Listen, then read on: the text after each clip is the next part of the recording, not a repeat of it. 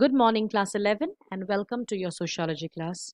So, students, if you remember, then yesterday we had a very interactive session where we completed revising the chapter Terms, Concepts, and Their Use in Sociology.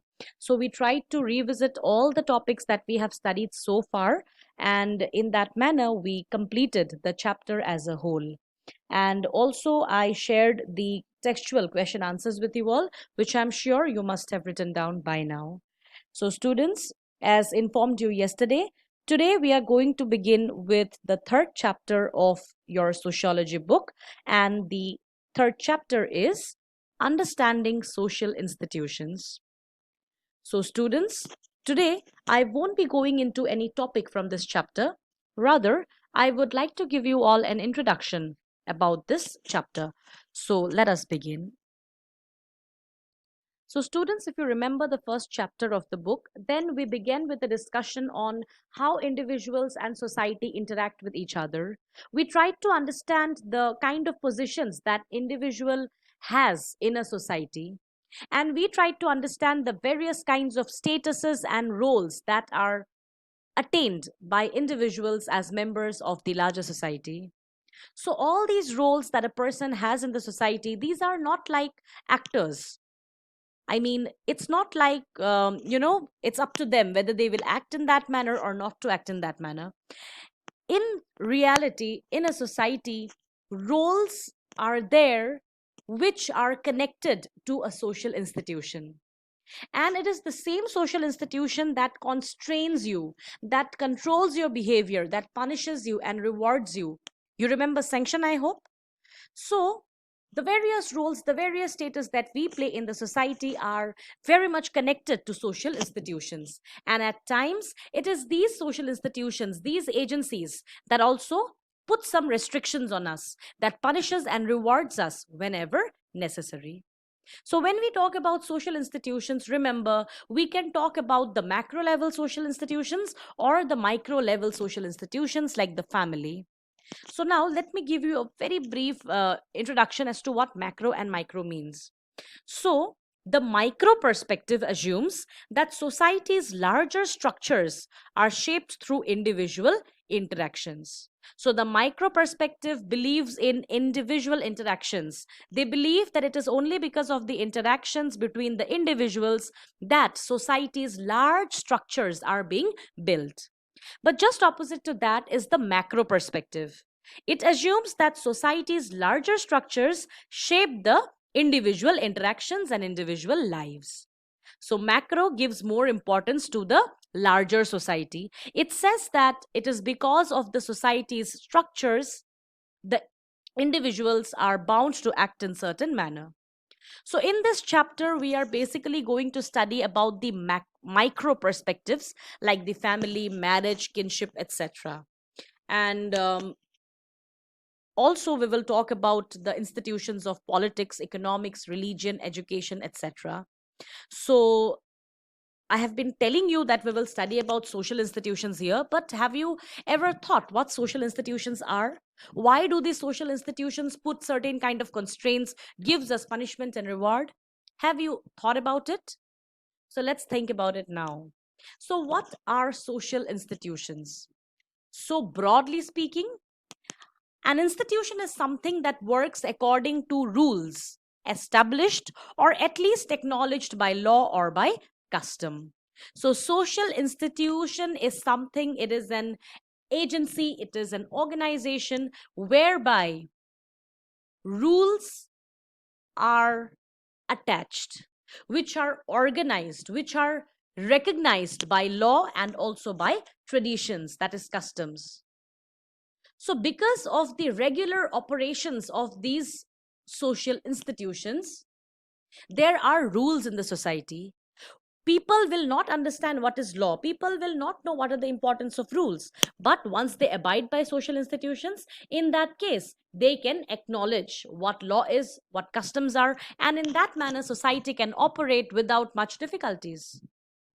Also, I told you before as well, institutions impose constraints. It gives us rewards and punishments. It puts restriction on the individuals. But at the same time, along with the restrictions, along with social control, they also provide an individual opportunities in the society to grow. So I hope you have understood till here. You have understood, I hope, about the meaning of social institutions. You understood about the difference between the micro and macro perspective of social institutions. And also, I hope you remember about the functionalist and the conflict perspective, which we discussed for almost 2, 3 classes while explaining or while discussing the second chapter. I hope you remember very well. So, if you remember, then in the cases of class, and also when we talked about role, when we talked about the position of society, the position of individuals in the society, and when we talked about inequality in society, we saw that the functionalist and the conflict perspectives always had their views. They always had to say something. So in the similar manner, both these perspectives, they also have their own views, their own way of thinking regarding social institutions. So, first of all, let us try to understand the functionalist view of social institutions. So, the functionalist, they view that social institutions are complex set of organizations. And these complex set of organizations have got complex set of social norms, beliefs, values, and role relationship that arises in response to the need of the society. So for them, social institutions exist to satisfy the social needs of individuals.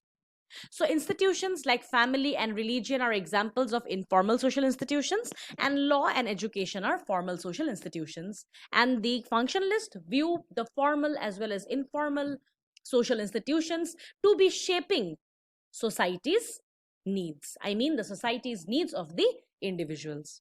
So, this is what the functionalists talk about the social institutions.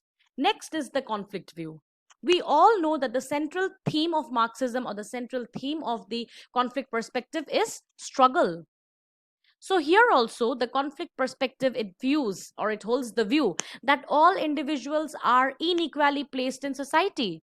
Everybody in the society does not share the same space.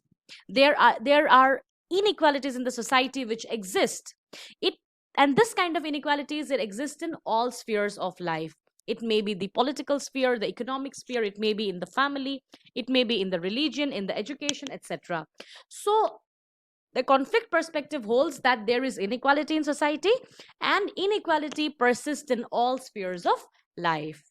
And this kind of inequalities exist because these social institutions like family, the religion, the politics, economics, everything is actually dominated by the topmost people in the society. They are dominated by the dominant sections of the society.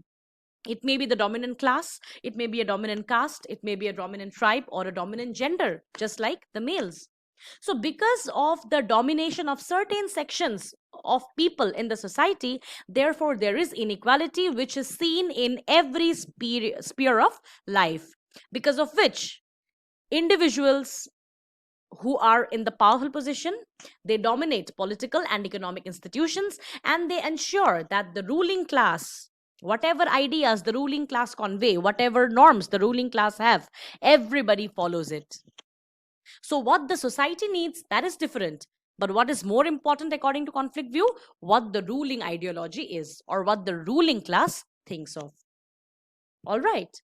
So students, this is all about the introduction of this chapter. Today I'm not giving you a very long video. I could have started with the first kind of social institution here, that is family, marriage, and kinship. But today, intentionally, I'm not going to begin with this chapter in at large or in details, because I want you all to first of all go through the entire video and then read the textbook, at least from starting from page number 40 to page number 41 that I have explained till now.